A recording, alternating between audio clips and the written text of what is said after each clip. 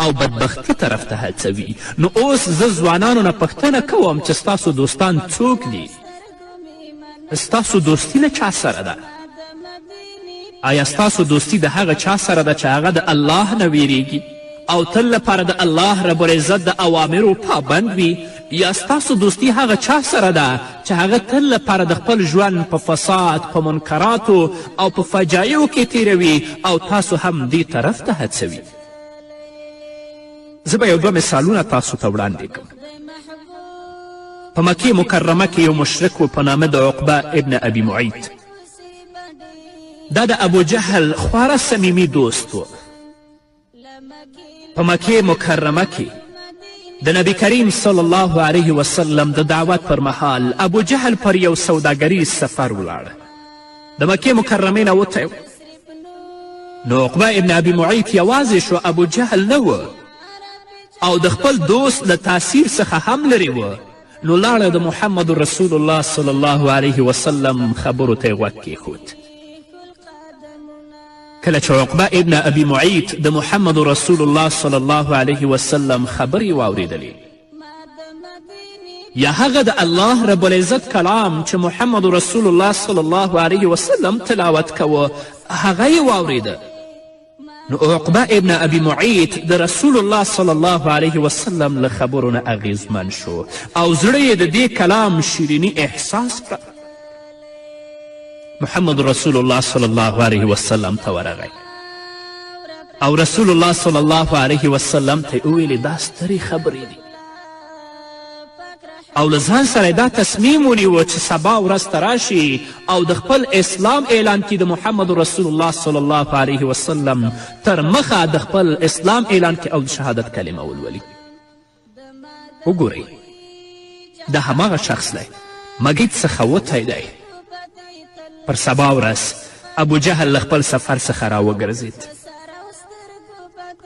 عقبه ابن ابي معیط چې د ابي جهل صمیمي دوست و، ابي جهل ته یې وویلې ما د محمد خبرې واورېدې، د محمد صلی الله علیه وسلم خبرې مې ډېرې خوښې شوې. تاسو اوس د فاسد دوست تاثیر ته ګورئ چې عقبه ابن ابي معیط کم ځای ته رسوي. ابو جهل عقبه ابن ابي معیط ته ویلې تر دې وروسته زما ژبه تا سره په خبرو کولو باندې حرامه ده، تر هغې چې ته ورشې د محمد رسول الله صلی الله علیه وسلم العیاذ بالله په مخ باندې لاړې ورتوکي. که دا کار ونه کې تر هغه وخته پورې زما ژبه حرامه ده چې هغه تا سره نورې خبرې وکړي. عقبه ابن ابي معیط د پیغمبر علیه الصلاة والسلام او خپل دوست ترمنځ د نږدېوالي او مقارنې پرتلنه وکړه. خو لاکن بدبخته انسان خپل دوست ته په محمد رسول الله صلی الله علیه وسلم باندې ترجیح ورکړه.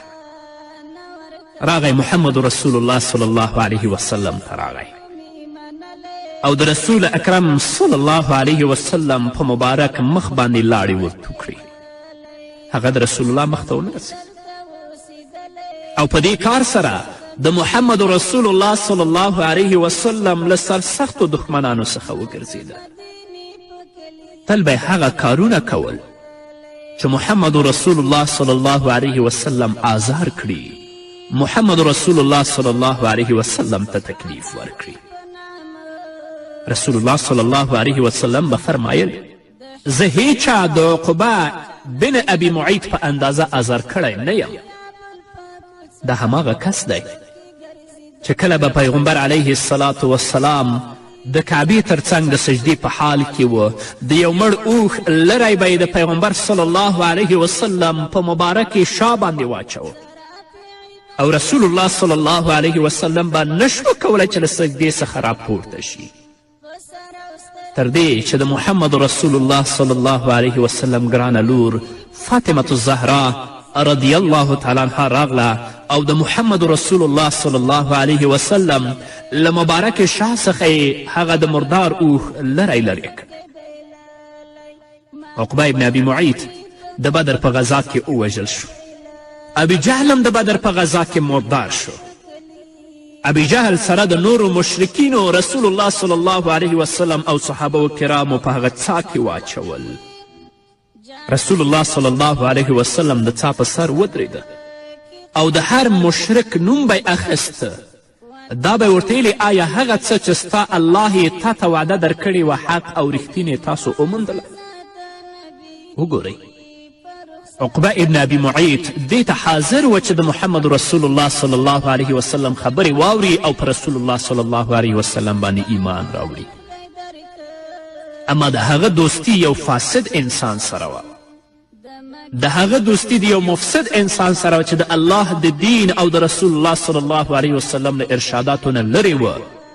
نو د هغه مجلس او د هغه دوستی په دې باندې دومره تاثیر وکړه د دې پر ځای چې په رسول الله باندې ایمان راوړي محمد رسول الله سره دوستی په دښمني بدله کړه او ځای د خپل جهنم وګرځوه. نو زه تاسو نه پوښتنه کوم درنو ځوانانو چې ستاسو دوستان څوک دي او د چا سره دوستی لرئ؟ الله رب العزت دا آیتونه په محمد رسول الله صلی الله علیه وسلم وروسته د دې نه نازل کړل. د سورة فرقان 20 آیت نه تر 9 آیته پورې دا آیتونه دي. ویوم یعض الظالم علی یدیه یقول یا لیتنی اتخذت مع الرسول سبیلا یا ویلت لیتنی لم اتخذ فلانا خلیلا لقد اضلنی عن الذکر بعد اذ جاءنی وکان الشیطان للانسان خذولا. الله رب العزت فرمایی ظالم انسان به خپل لاسونه چیچي او وایي به چې کاشکې ما د پیغمبر ملګرتیا کړې وای.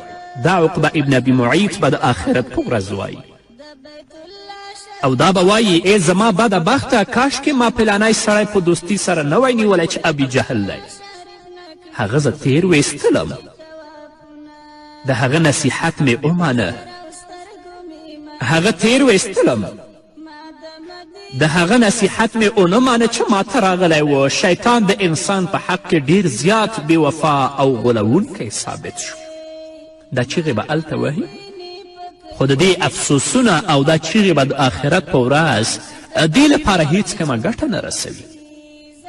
طبیعي خبره د قدرمنو اوریدونکو چې دا د اسلام او د کفر داستان دی. مګر زه درته وایم چې په مخه کې لار غځېدلې وه نږدې شوی و.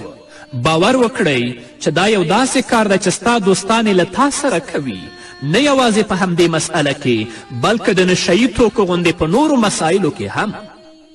که د چرسي سره کښېناستلې دوستي دې وته به هم چرسي شي. که د شرابي سره کښېناستلې د هغه سره دې ناسته ولاړه او دوستي وته به هم شي. یا هغه څوک چې په نشهیي توکو یا مخدره توکو باندې اخته او روږدی دی د هغه سره ستا دوستي شوه، هغه سره دې ناسته ولاړه شوه، ته به هم په نشهیي توکو او په شرابو باندې اخته کیږي. کله چې په نشهیي توکو باندې اخته شوې بیا به دا ستا دوستان تا ته وایي چې نورې پیسې نه لرې چې نشهیي توکي راونیسې، ولاړ شه او له مور څخه دې پیسې پټې کړه، ځکه ستا دوستان فاسد دي او تا فساد طرف ته هڅوي. دا پیښ شوي دي قدرمنو اوریدونکو، تاسو به لیدلي هم وي. نو دا کس به د خپلو دوستانو خبرو ته غوږ دي.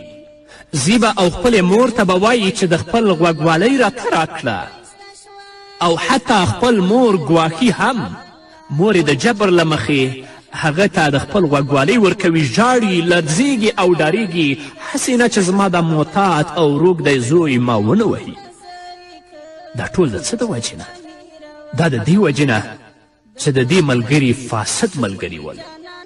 د ده ملګري هغه کسان دي چې هغوی د الله د دین نه لرې شوي د محمد رسول الله صلی الله علیه وسلم وینا یې شاته پرېښي.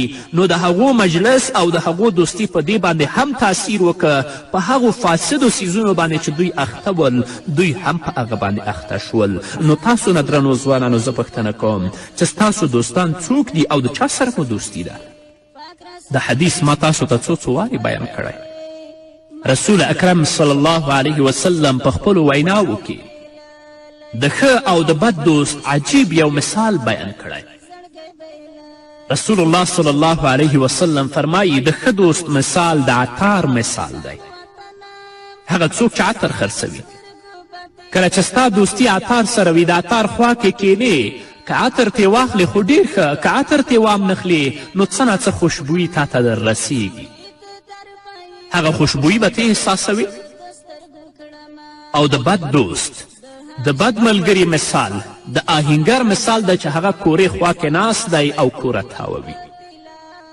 که ستا جامې ونه سوځي نو خامخا څه به څرکي د اور به تا ته در رسیږي او څه نه څه هغه تور دود به د ستا دماغ او پوزې ته در رسیږي. علماء کرام فرمایي یبقى الرجل الصالح صالحا ما لم يخالطه فاسدا فاذا خالطه یکون فاسد. نیک انسان تر هغه وخته پورې نیک پاتې کیږي تر څو چې د دې دوستي د فاسدو خلکو سره نه وي شوي، د فاسدو خلکو سره یو ځای شوی نه وي. خو کله چې د دې ملګرتیا له فاسدو خلکو سره شوه نو دا به هم د هغو په شان فاسد ګرځي. نه درنو ځوانانو، راشئ د هغه چا سره دوستي وکړئ چې هغوی د الله سره دوستی لري. د هغه چا سره ملګرتیا وکړئ چې هغوی د الله د رسول صلی الله علیه وسلم سره دوستی او مینه لري، تر څو د هغوی مجلسونه او د هغوی مینه په تاسو باندې تاثیر وکړي، تاسو هم د الله دین ته راوبلي، نو ستاسو کورونه به ستاسو لپاره جنت شي. او که خدای مکړه ستاسو دوستی له فاسدو خلکو سره وي، هغه چا سره وي چې هغوی نه د الله نه ویریږي، نه د الله د رسول صلی الله علیه وسلم ارشادات اوري، نه حیا لري، نه عزت لري، نه شرم لري، نو همداسې به تاسو په بېحیایي او بېشرمي کې گرفتاره کړي. کور به هم تاسو لپاره جهنم وي او په آخرت کې به د الله رب العزت په حضور کې ولاړ یئ. الله رب العزت به درنه پوښتنه کوي. نه راځئ د نن نه ځان سره تصمیم ونیسئ او الله سره د عهد وکړئ چې د خپل فاسد او بد دوستان به پرېږدو. ځان لپاره به په هغه ځای کې دوستان لټوو چې هغوی د الله سره رابطه لري، هغوی د الله د دین سره اړیکې لري، هغوی د محمد رسول الله صلی الله علیه وسلم سره اړیکې لري. په ټولنه کې به معزز شي، خلک به هم په درنه سترګه درته ګوري او همدارنګه الله رب العزت څخه به هم محبوب شي. او که ستا ملګرتیا فاسدو خلکو سره وي، په ټولنو کې به هم سپک وي، په کورنۍ کې به هم سپک وي او د ټولو سترګو کې به منفور انسان وي. راځه ځان منفوره ومه بلکې ځان معزز وګرځوه. نیکان خلک ځان لپاره د خپل دوستي لپاره غوره کړه. په همدې هیله قدرمنو اورېدونکو نور به واورو خو د یوې دمې نه وروسته. ود مکې سپېڅلې خې جانان مې ایښي دي په تا کې قدمونه. ود مکې سپېڅلې خاورې خدای معززه د نبي رخسار کړینا. د مکی خاورې حسن دارې وجلوادارې خدای درکړه.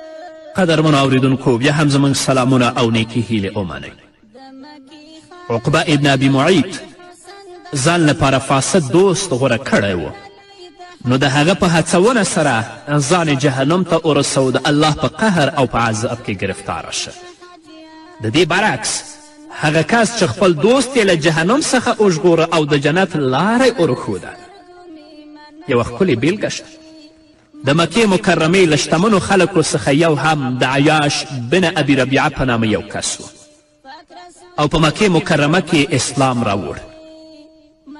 عیاش بن ابي ربیعه د امیر المؤمنین عمر بن خطاب رضی الله تعالی عنه یو صمیمي دوست و او له هغه سره ډیره مینه درلودله. کله چې له مکې مکرمې څخه مدینې منورې ته هجرت وکړ نو ابو جهل وډار شو چې د عیاش بن ابي ربیعه هجرت د مکې مکرمې د ځوانانو لپاره یو داسې تصویر اوسي چې شتمن ځوانان په محمد صلی الله علیه وسلم پسې روان دي او د مسلمانانو یو ښکلی تصویر وړاندې کړي. نو ابو جهل کوشش وکړ چې عیاش بن ابي ربیعه د هجرت څخه راوګرځوي. ابو جهل ورپسې ولاړ تر دې چې په لاره کې امیر المؤمنین عمر بن خطاب او عیاش بن ابي ربیعه ته ورورسید. ابو جهل ورپسې آواز وکړ ای عیاشه. ځکه یې عیاش ته آواز کوه چې ابي جهل له امیر المؤمنین عمر بن خطاب سره مخامخېدلی نه شو او عیاش ته یې دا ویلې ای عیاشه مور دې خپله کړه، ستا مور قسم خوړلی چې له لمر څخه به سوري ته لاړه نشي، وبه نه لامبي، اوبو ته به لاس ورنه وړي تر هغې چې ته راونه ګرځې او هغې پر خپل حساس رګ لاس ایښی دی. دا د ابي جهل د مور لخوا ورورې هم وه. دی ورته ویلي چې ستا مور ویلي دي تر څو چې بیرته راونه ګرځې زه څه خورم هم نه او مر ته کینم سوري ته هم نه ځم. ابوجهل دا تمثیل وړاندې که. عیاش هم متأثره شو. امیر المؤمنین عمر بن خطاب رضی الله تعالی عنه عیاش ته وویل ای عیاش د ابوجهل په خبرو باندې باور مه کوه. که چیرې ته بیرته د ابوجهل سره مکې مکرمې ته وګرځې ابوجهل به تا په فتنه کې واچوي. عیاش امیر المؤمنین عمر بن خطاب رضی الله تعالی عنه ته وایي ای عمره مور مې ده. بیا عمر بن خطاب رضی الله تعالی عنه عیاش ته وایي زما په خبرو باندې باور وکړه، ابوجهل تا په فتنه کې اچوي. که چیرې مور دې په لمر کې ستړې شي هغه په خپله سوري ته ځي. که چیرې ډیره تنده او کړاوې وځوروي نو حمام ته به ولاړه شي، اوبه به وسکي یا به په ځان اوبه واچوي. څرګنده خبره ده چې داسې ووایي. تاسې د امیر المؤمنین عمر بن خطاب رضی الله تعالی عنه پر طبیعت پوهیږئ. عیاش وویل او عمره نشم کولی مور مې ده. وګورئ چې دغه غیر طبیعي او حیرانونکی دوست څه کوي. عمر رضی الله تعالی عنه عمر رضی الله تعالی عنه اوس عیاش ته وایي ای عیاش که چیرې پر دې ټینګار کوې چې وګرځې نو زما اوښ در سره واخله، ښایي دا اوښ تا ته ما او اسلام در په یاد کړي. د هغه وخت اوښ د دې وخت له بهترینو موټرو سره برابر و، یا تاسې له بهترینو موټرو سره معادل تصور کړئ. په داسې حال کې چې د عمر بن خطاب دوست د کافرانو خواته ور روان دی. عمر بن خطاب ورسره څه کوي؟ عیاش بن ابي ربیعه د عمر له اوښ سره بیرته وګرځېد. له راګرځېدو سره سم ابوجهل یې لاسونه ور وتړل او هغه یې په یو کور کې بندي که. عیاش بن ابي ربیعه رضی الله تعالی عنه په همدې ډول په مکې مکرمه کې ژوند کوه. لاس او پښې یې تړلي وو او په کوټه کې بند و. ابوجهل اوښ پریښی و او په دې نه پوهېدل چې د دې اوښ خاوند څوک دی تر دې چې دغه آیت کریمه په محمد رسول الله صلی الله علیه وسلم نازل شو. عیاش د دین نه واړه قل یا عبادی الذین اسرفوا علی انفسهم لا تقنطوا من رحمت الله ان الله یغفر الذنوب جمیعا.